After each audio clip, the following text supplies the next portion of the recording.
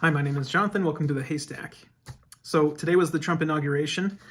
I wrote down some notes. So all day today, I've been painting the house and getting things ready for us to move eventually. I wrote down some notes while listening to the inauguration. How about those? Oh my gosh, those prayers that were had were.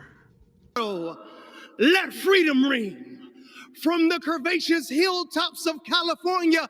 But God, we're asking you not only that, let freedom ring from Stone Mountain, Georgia. Some were very reverent and some were very entertaining, to say the least. But to me, when Trump was speaking, it seemed that this was like a title of liberty of sorts. And there's lots of parallels with the Book of Mormon here. First off, gangs to be driven out. Here's the thing. I hate gangs. I hate them. I am prejudiced against gangs. 100%. 110%. I think that warrants, like, have you seen what El Salvador does with their gangs? Man, that should be a zero tolerance act of terrorism. So the fact that he's doing this and driving out the gangs, treating them like an enemy of the state, absolutely support. Yes. Call me heartless. I don't care. Secure the borders.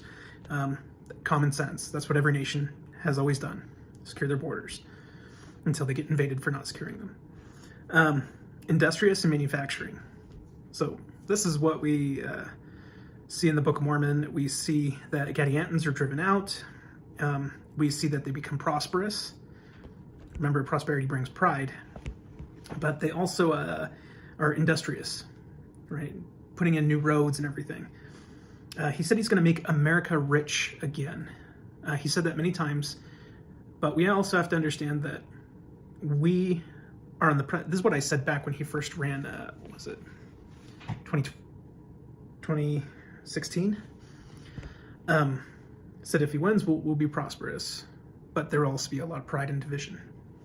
Now things are a little bit more aligned. People are a lot more united. But I do believe that this next 4 years, we're going to be entering into a prosperity time, a time of prosperity and pride.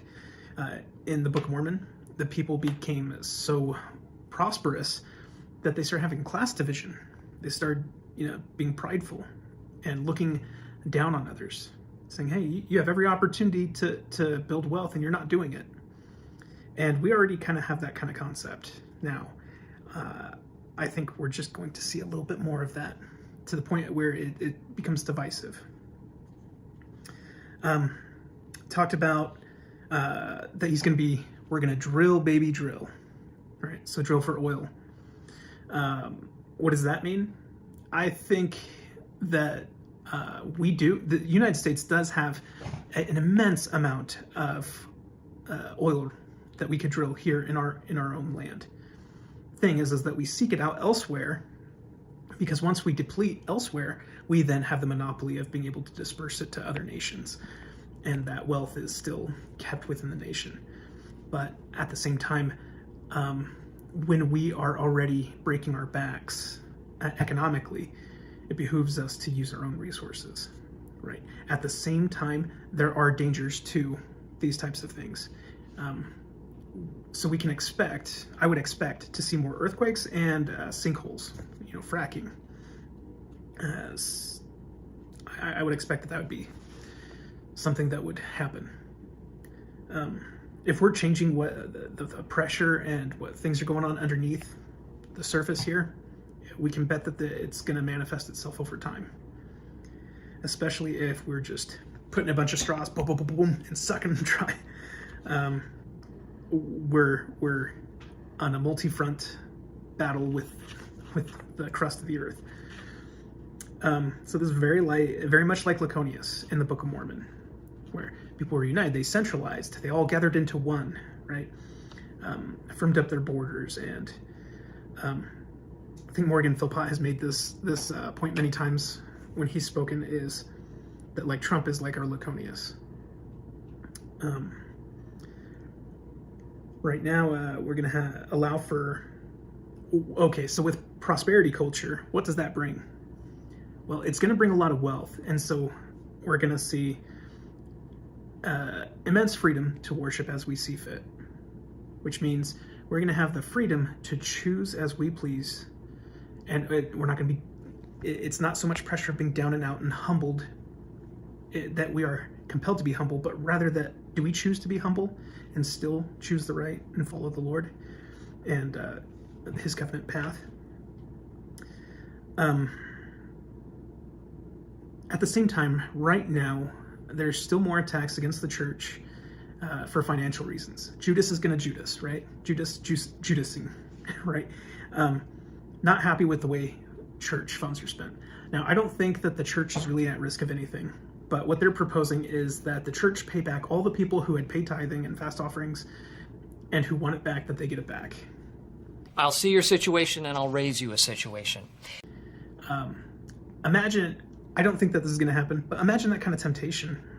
Like, to me, it wouldn't be a temptation because I don't care about money.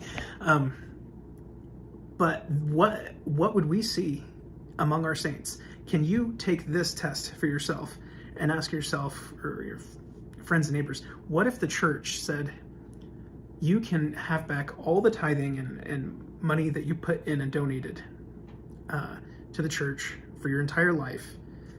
The catch is you have to withdraw your membership. How many would do that? Like nearly every less active person, every anti-Mo would do that, definitely. But how many active people would do that? I mean, I want to say none. I'd even suggest that there's a lot of inactive people that would still not take that. But when you have a lot of these tears, like the secret lives of Mormon wives, the public lives of Utah harlots is what it should be called, they definitely take that, probably. Yes, I'm being judgmental. I really don't care. Are you kidding me? Are you kidding me? But just some things to think about. We are coming into a time of prosperity on many fronts. And so how is that going to affect our faithfulness and how do we serve our neighbors? Centralized, this is what happened in Joseph. They had 7 years of plenty, then 7 years famine. I'm making biscuits because I made biscuits and gravy. Oh, how I love biscuits and gravy. They make my day. They never betray me. Comfort food at its finest, in every bite, pure bliss. My family's gone, so I can paint the house and do all this stuff. We have peace in the Middle East. So one of the things we talked about previously on the channel was Trump had made some promises that he would end the war with Russia and Ukraine and also with Israel and Hamas. And they released their hostages, at least some of them. There's known to be more, but many of the hostages were returned home. And so this is a victory. This is a measurable thing that we were looking for and watching for. And so he delivered on that before his inauguration, which is what he said he would do. In fact, a reporter asked Biden this when he was reporting on it, and said, Biden, who gets the credit for the deliverance of these hostages? Biden does that. Is that a joke? No. Oh, have a good day. Right. They try. Aaron's trying.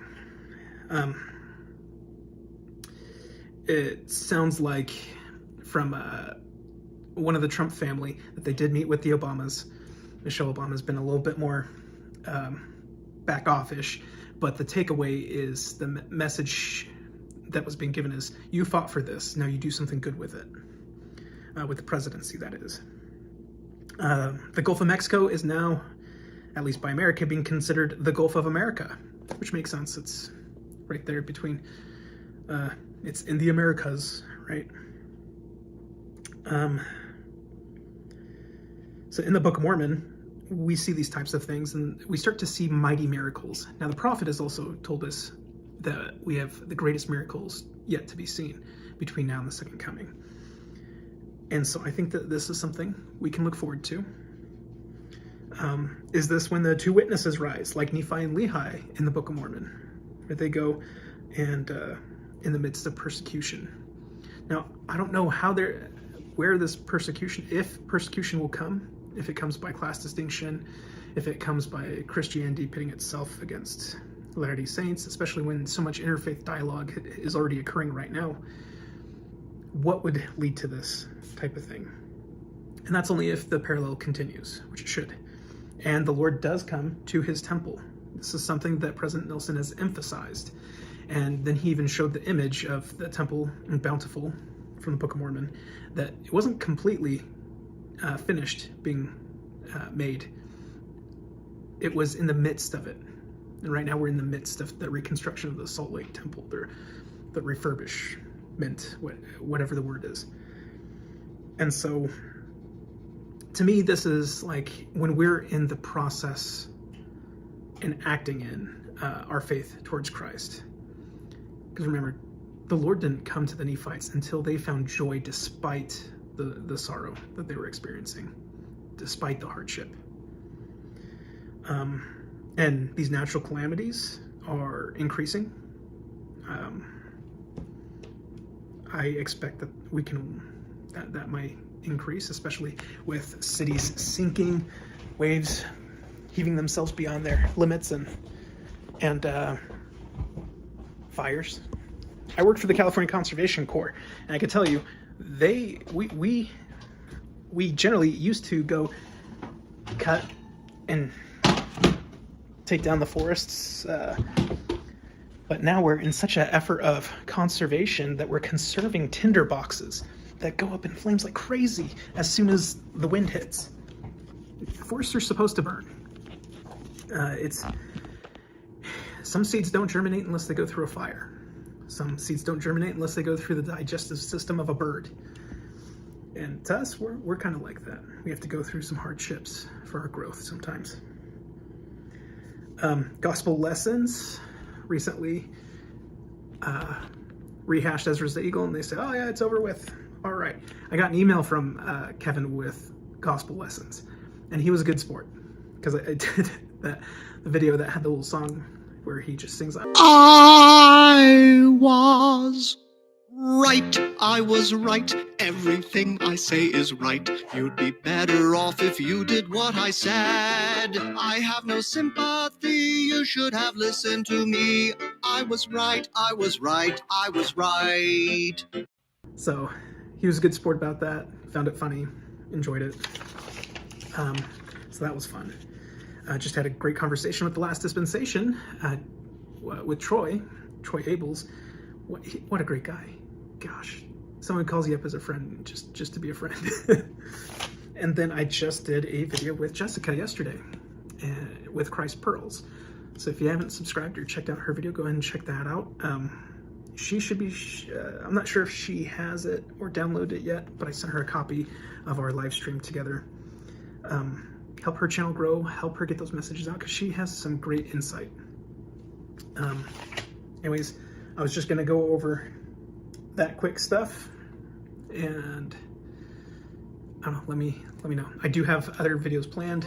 I'm just really focused on painting the house and fixing broken things. All right, take care. Breakfast, lunch, or dinner delight. Biscuits and gravy, always in sight. Crispy tender, a culinary sensation. This dish deserves a standing ovation. Gravy so rich, biscuits so fluffy. Every bite is perfect, never too stuffy.